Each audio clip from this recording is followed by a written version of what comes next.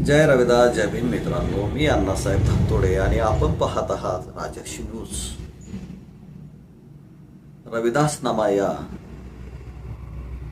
सदरामध्ये आपण आज संत शिरोमणी गुरु रविदास महाराजांनी डॉक्टर बाबासाहेब आंबेडकर या दोघांच्या विचारातील साम्य आज तपासणार आहोत. आणि आज त्यांच्या विचारातील किती साम्य होतं, दोघांचीही विचारधारा कशी एकच होती, हे आज आपण पाहणार आहोत. आमच्या भारतवासियांच्या डोक्यामध्ये जात धर्म इतका येथील मनुवाद्यांनी घातला की आम्ही त्या जाती व्यवस्थेच्या बाहेरच पडायला तयार नाही. एक माणूस म्हणून आम्ही तयार नाही. ही आमची शोकांतिका आहे. आज या देशाला स्वातंत्र्य मिळून आणि भारतीय संविधान लागू होऊन जवळजवळ 52 वर्ष झालेले आहेत. म्हणजे अमृत महोत्सव ज्याला म्हणतो आपण, तो 52 वर्षाचा अमृत महोत्सव म्हणजे 75 आज या ठिकाणी आपण साजरी करतोय. परंतु या 75च्या काळामध्ये देखील आजही आपण वर्तमानपत्र असो, टीव्ही मीडिया असो, या सोशल मीडियाच्या माध्यमातून आपल्याला इथे तिथे जिथे तिथे त्याच गोष्टी ऐकायला आणि पाहायला मिळतात. दलितांना मारहाण, दलितांना जिवंत मारलं, मिशा ठेवल्या म्हणून मारलं, अशा अनेक गोष्टी आपण वर्तमानपत्र आणि टीव्ही मीडिया त्याचबरोबर प्रिंट मीडिया आणि सोशल मीडियाच्या माध्यमातून आपण पाहत आहोत. आता ह्या गोष्टींचा आजच्या व्हिडिओशी काय संबंध आहे, म्हणून हा व्हिडिओ आज आपण संपूर्ण पाहायला पाहिजे. माझी आपणा सर्वांस हात जोडून विनंती आहे. मी ती मानवतावादी विचारधारा घेऊन चालतो की ज्या ठिकाणी माणसाला माणूस म्हणून जगण्याचा अधिकार असला पाहिजे. आणि या ठिकाणी आपण गुरु रविदास आणि डॉक्टर बाबासाहेब आंबेडकर यांच्या विचारामधील साम्य किती मजबूत होतं या ठिकाणी आपण पाहणार आहोत. गुरु रविदास हे मानवतावाद, बुद्धिवाद आणि बंधुत्व, न्यायप्रियता यांचे प्रतीक होते. गुरु रविदास महाराज हे मानवतावाद, बुद्धिवाद, बंधुत्व आणि न्यायप्रियता यांचे प्रतीक होते.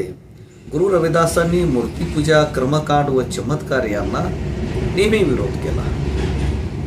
जाती व्यवस्थेवर आधारलेल्या समाज व्यवस्थेत व ब्राह्मणी ग्रंथांच्या प्रामाण्यवादास त्यांनी स्पष्टपणे नकार दिला. नीतिमत्तेवर आधारलेल्या सदाचाराचा पुरस्कार केला. यावरून ते सिद्ध होते की ज्या रूढींमुळे समाज हजारो वर्षापासून उद्ध्वस्त झाला, त्या रूढी व परंपरा नष्ट केल्या म्हणजे समाजाला मुक्ती मिळेल, असे त्यांचे ठाम मत होते. गुरु रविदासांना दुःखमुक्त गाव, दुःखमुक्त शहर, दुःखमुक्त देशाची अपेक्षा होती. म्हणजे बहुजन हिताय बहुजन सुखाय हीच विचारधारा गुरु रविदासांची होती. ती तथागत गौतम बुद्धांच्या विचारांशी बिलकुल जुळणारी आहे. गुरु रविदासांचा विचार हाच बहुजन समाजाच्या कल्याणाचा खरा मार्ग आहे, तोच खरा विचार आहे. हे डॉक्टर बाबासाहेब आंबेडकर यांना पटल्यामुळेच त्यांनी द अनटचेबल हा ग्रंथ, द अनटचेबल हा ग्रंथ गुरु रविदासांच्या स्मृतीला अर्पण केलेला आहे, सादर केलेला आहे, समर्पित केलेला आहे. गुरु रविदासांनी जाती व्यवस्था तोडण्यासाठी त्यांच्या परीने त्या काळामध्ये खूप मोठे कार्य केले असे म्हणावं लागेल. ते म्हणतात, जात पात के फेर मही उर्जी रही सब लोग, माणूस ताकू खात है रविदास जात का रोग. हा रविदास दर्शन मधील दोहा क्रमांक 121 असून जाती व्यवस्थेमध्ये सगळे लोक गुरफटून गेलेले आहेत. प्रत्येक जण प्रत्येकाला नीच समजत आहे. याच विचारामुळे मनुष्यता नष्ट करण्यास कारणीभूत ठरली आहे. आणि त्याचमुळेचे माणुसकी नष्ट झाली आहे. हा रोग नष्ट झाला पाहिजे तरच मानवता व या देशात स्थापित होईल. हा जो जातीयतेचा लागलेला रोग नष्ट झाला तरच देशामध्ये मानवता स्थापित होईल.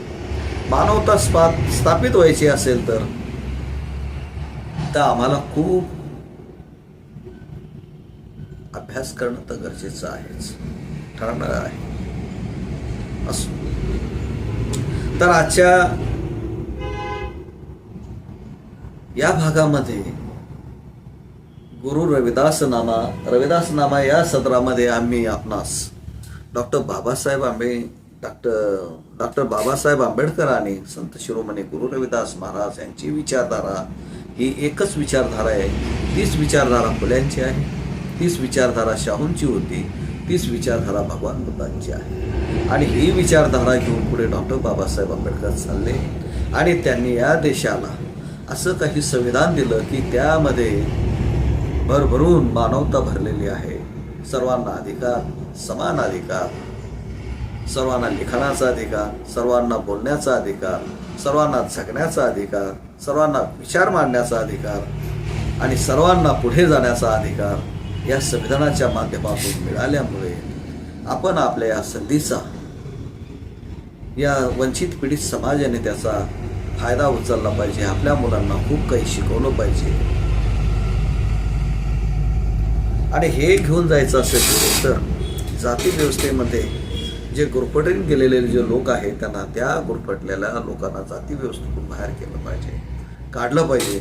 यासाठी आपण अराजकीय आंदोलन म्हणजे ज्याला गैरराजनीतिक मुळं मजबूत केली पाहिजे. वेळच्या वेळी समाजामध्ये आपण असे कार्यक्रम घेतले पाहिजे की जात व्यवस्था नष्ट झाली पाहिजे, मानव एक समान आहे याचा नारा आपण दिला पाहिजे. या सगळ्या गोष्टींचा विचार करून 1936 साली जातपात ओळख मंडळाचे लाहोर पंजाबमध्ये वार्षिक अधिवेशन ठेवण्यात आले होते. त्या अधिवेशनाचे अध्यक्ष म्हणून डॉक्टर बाबासाहेब आंबेडकरांना निमंत्रित करण्यात आले. त्यासाठी बाबासाहेबांना लिखित भाषण अगोदर मागितले गेले.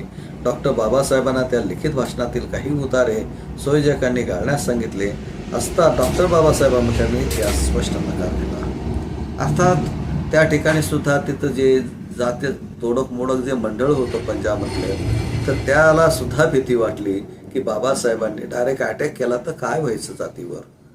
म्हणून कोणत्याही संत महापुरुषांनी जात मोडण्यासाठी तोडण्यासाठी कधीही विचार केला नाही परिणामांचा. त्यांच्या डोक्यात फक्त एक होती आणि मानवता तुम्ही आम्ही सर्वजण एक आहोत आणि एकच राहिलं पाहिजे. तेव्हा हा देश अबाधित राहील, सुजलाम सुफलाम होईल. तर रविदासांचे यामध्ये अनेक असे दोहे आहेत. चारो वेद किया खंडोती, जन रैदास करे दंडोती. म्हणून गुरु रविदासांनी 600 वर्षापूर्वीच वेदांचं खंडन केलेलं आहे. पुन्हा गुरु रविदासांनी वेदाविषयी म्हणतात, जग में वेद वैद जाने, पढ़त समज कछु न आवत. डॉक्टर बाबासाहेब आंबेडकर म्हणतात, हिंदूंचे पवित्र ग्रंथ हे बहुतेक संपूर्णपणे ब्राह्मणांचीच निर्मिती आहे. त्यांचा एकमेव उद्देश म्हणजे त्यांचे श्रेष्ठत्व आणि खास हक्क अबाधित राखणे हे आहे. ब्राह्मणांनी सामान्य गरिबांनी निरक्षर आणि धर्मभोळ्या हिंदूंना मूर्ख बनवणे, भूल पाडणे, प्रतारणा करणे किंवा फसवणे यासाठी उपयोगात आणलेल्या खजिना म्हणजे शास्त्र व पुराणे आहेत याचे त्यांना स्पष्ट वाटे. ते म्हणाले ब्राह्मणत्व हे विष आहे. त्याने हिंदू धर्म बिघडवला आहे. ब्राह्मणत्व नष्ट केले तरच तुमचे हिंदू धर्म वाचवण्यास यशस्वी व्हाल. आता ज्यांना असं वाटतं हिंदू धर्म नष्ट नाही झाला पाहिजे, हिंदू धर्मात बदल केले पाहिजे, बाबासाहेबांचं या बौद्ध धर्म स्वीकारण्यापूर्वी या देशातील धर्म मार्तंडांना आव्हान होतं, निवेदन होतं की तुम्ही हिंदू धर्मामध्ये काही सुधारणा करा.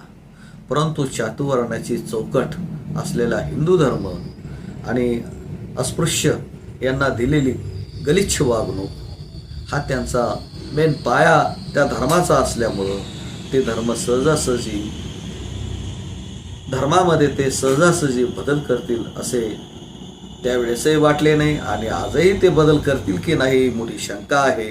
कारण अधूनमधून डॉक्टर बाबासाहेब आंबेडकरांवर गरळ ओकणारे हे साधू संत आहेत. त्यांनी जरा स्वतःला सांभाळलं पाहिजे. त्यांना जर ह्या देशाचं खरंच चांगलं कल्याण करायचं असेल तर त्यांनी त्यांच्या धर्मग्रंथात सुद्धा देखील काही बदल केले पाहिजे. कुठंतरी वाईट रूढी परंपरांना, ज्या गोष्टी विज्ञाननिष्ठ नाही अशांना मुठमाती देणे म्हणजेच हिंदू धर्माला जिवंत ठेवणे असे मी होईल असे तरी वाटते. रविदास ब्राह्मण मत पूजिये जो होवे गुणहीन पूज ही चरण चंडाल के जो होवे गुण पुरवेन. एवढं पूर्ण ताकदीनं सांगणारे संत शिरोमणी गुरु रविदास महाराज. डॉक्टर आंबेडकरांनी वर्णाश्रमाचे मूळ ज्याप्रमाणे सांगितले आणि गुरु रविदासांनी त्या मुळावरच प्रहार केला आहे. ब्राह्मणांनी अशी व्यवस्था निर्माण करून ठेवलेली आहे की नेहमी ते उच्च स्थानी राहतील, नेहमीच त्यांना सन्मान मिळेल. त्यांच्या श्रेष्ठत्वामुळे ते इतरांकडून स्वतःची पूजा करून घेतात. इत्यादी धार्मिक विधी करताना सुद्धा त्याचप्रमाणे ते त्यांचं जीवन जगतात. स्वतःच्या पायाला लावून घेणे हा त्यांचा मोठेपणा समजतात. म्हणजेच हिंदूंना धर्म भोळे ठेवून मूर्ख बनवून त्यांचे धार्मिक शोषण करतात. म्हणूनच गुरु रविदासांनी या व्यवस्थेच्या मुळावर प्रहार करताना म्हटलेलं आहे, ऊचे कुलके कारणे ब्राह्मण को येन होय. म्हणून गुरु रविदास महाराज म्हणतात, ऊचे कुलके कारणे ब्राह्मण को येन होय. जो जने है ब्रह्म आत्मा, जो जने है ब्रह्म आत्मा, रविदास ब्राह्मण सोय. हे त्यांना ह्या गोष्टीमधून काय म्हणायचं आहे हे तुम्ही समजून घेतलं पाहिजे. काम क्रोध मद मोह तजी जेव करई धर्म करकार, सोयी ब्राह्मण जाणीही कही रहिदास विचार. वर्ण व्यवस्थेने ब्राह्मण, क्षत्रिय, वैश्य आणि शूद्र अशी व्यवस्था निर्माण केलेली आहे. अशा प्रकारची व्यवस्था आजही सर्व भारतात भागामध्ये कार्यरत आहे. या व्यवस्थेमुळे वरच्या 3 वर्णांना म्हणजे ब्राह्मण, क्षत्रिय आणि वैश्य या वर्णांना फायदा होतो, अधिकार देण्यात आलेले आहेत. आणि शूद्रांना वरच्या वर्गांची सेवा करणे, जेव्हा शूद्र बहुजन समाज स्वाभिमानाने जगायचा प्रयत्न करतो तेव्हा त्यांच्या विरोधामध्ये दंगली घडवून आणल्या जातात. पुतळ्यांची विटंबना करणे, अनिरपराध लोकांना गोळ्या घालणे. तर जैनाबाद, बेलची, साधूपूर, शंकर बिहार, नारायणपूर आणि बिहारमध्ये त्यांना कापून काढल्या जाते. डॉक्टर आंबेडकर म्हणतात, वर्ण व्यवस्था ही 4 माळ्याची इमारत म्हणजे 4 मजली इमारत आहे. वर्ण व्यवस्था ही 4 मजली इमारत आहे. मित्रांनो, या ठिकाणी आपण नीट समजून घ्या. बाबासाहेबांचं हे वाक्य महत्वाचं कोट करून घ्या. हिंदू धर्माची व्यवस्था अशी आहे, ती 4 माळ्याची म्हणजे 4 मजल्याची इमारत आहे. या इमारतीला पायऱ्या नाहीत की शिडी नाही. जो ज्या मजल्यावर जन्माला तेथेच तो राहणार आणि तिथेच ते निमरलं पाहिजे. म्हणजे खालीवर यायचं जायचं नाही. परंतु कारण इमारतीला पायऱ्या नाही, शिडी नाही, जगामध्ये कुठलीही अशी व्यवस्था नाही, जाती व्यवस्था नाही, वर्ण व्यवस्था नाही. या वर्ण व्यवस्थेमुळे डॉक्टर बाबासाहेब आंबेडकरांचा, गुरु रविदासांचा व महात्मा फुले, शिवाजी महाराज, जगजीवन रामांचा, इंदिरा गांधींचा यांनी झैलसिंग यांचा अपमान वेळोवेळी केलेला आहे. डॉक्टर बाबासाहेब वर्णव्यवस्थेला मुळापासून नष्ट करू इच्छित होते. दलित शोषित समाजाला गुलाम आणि लाचार बनवून ठेवण्यासाठी चातुर्वर्ण व्यवस्थेने त्यांचे शिक्षण आणि व्यवसाय प्रतिबंध लावून ठेवले होते. डॉक्टर बाबासाहेबांनी याचा नेहमी विरोध केला. गांधीवादी आणि मनुवादी लोक जरी व्यवस्था आहे, जशी व्यवस्था आहे तशीच कायम राहावी यासाठी प्रयत्न करत होते, तर बाबासाहेब परिवर्तन आणू इच्छित होते. गुरु रविदासांना ज्या प्रकारे शहर हवा होता, त्याबद्दल जसा देश हवा होता, त्याबद्दल ते म्हणतात, अब हम खूब वतन घर पाया, अब हम खूब वतन घर पाया, ऊंचा खेर सदा मन भाया, बेगमपूर शहर को नाव दुकान तेही नाही ठाऊ. ज्या शहरात कोणतेही शोक नाही, दुःख नाही, जातीभेद नाही, शंका नाही, शोषण नाही, चिंता नाही, अशा प्रकारचा देश मला हवा आहे.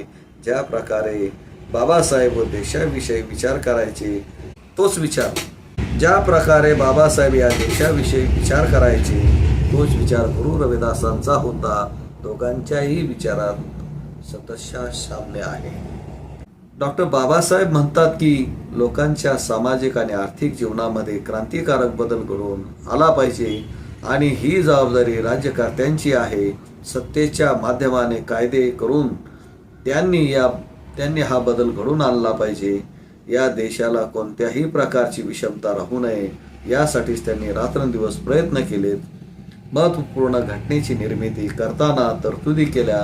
डॉक्टर बाबासाहेबांना अपेक्षित समाज रचनेबद्दल गुरु रविदासांनी 600 वर्षापूर्वीच आपले विचार पुढीलप्रमाणे व्यक्त केले. ऐसा चाहू राजमय जहाँ मिले सबन को अन्न, छोटू बडो सब संब से रविदास रहे प्रसन्न.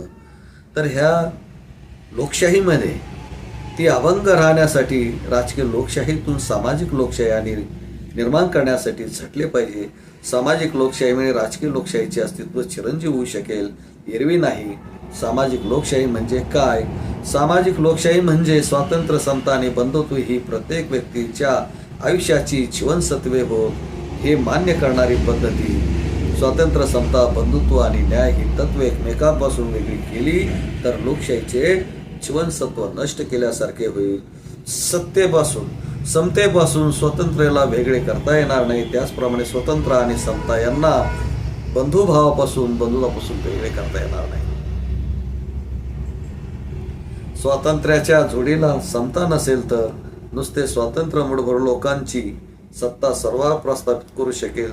समतेच्या जोडीला स्वातंत्र्य नसेल तर नुसती समता वैयक्तिक कर्तृत्व शक्तीची ज्योत मालून टाकील. स्वातंत्र्य, समता आणि दोन्ही सामाजिक व्यवहाराला गती देऊ शकणार नाही. या यंत्राला गती देणारा दुसरा कोणीतरी पुढे आला पाहिजे.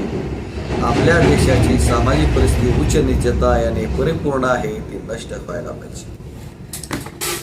तर बाबासाहेबांची विचारधारा भारत देशाबद्दलची आणि संत शिरोमणी गुरु रविदास महाराज यांच्या विचारातील जी साम्यता आहे ती साम्यता ओळखूनच डॉक्टर बाबासाहेब आंबेडकरांनी द अनटचेबल हा ग्रंथ संत शिरोमणी गुरु रविदास महाराजांना त्यावेळेस अर्पित केला आहे. तर मित्रांनो, आजच्या या रविदास नामामध्ये या ठिकाणी मी थांबतो.